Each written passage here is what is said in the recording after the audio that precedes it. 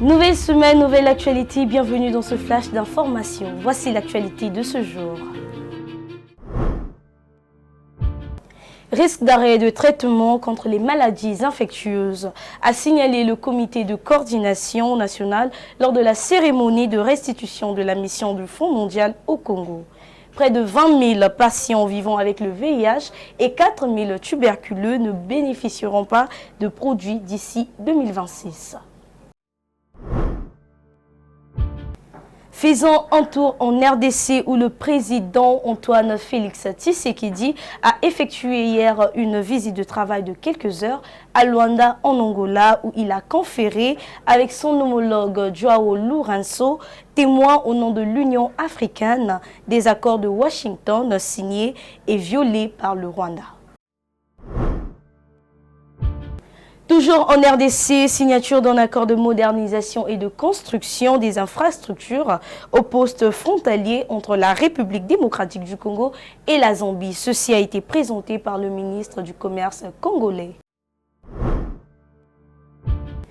Revenons à Brazzaville où le président du Conseil supérieur de la liberté de la communication, Médard Milongo Nsonga, a annoncé récemment la création d'un fonds d'appui à la presse congolaise.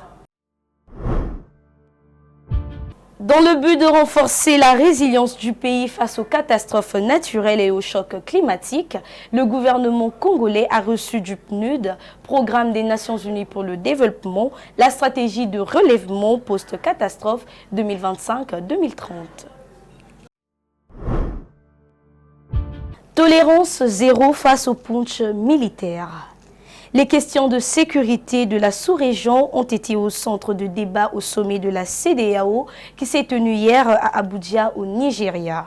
Les dirigeants ouest-africains ont également abordé au cours de ces assises la situation du coup d'État manqué au Bénin et la crise politique en Guinée-Bissau. L'ONG Women's Center Femmes blessées, Femmes guéries a organisé récemment à Brazzaville la 3e édition de Mwasi Yalobi, Femmes de demain, afin de renforcer le leadership et l'inclusion féminin dans les sphères socio-économiques.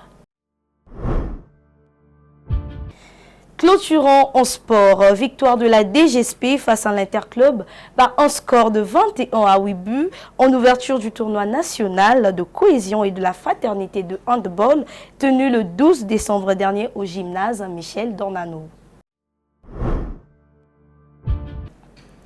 Restez fidèles à ce que vous êtes, écoutez votre cœur et n'oubliez jamais, vous n'avez pas besoin de l'approbation des autres pour briller.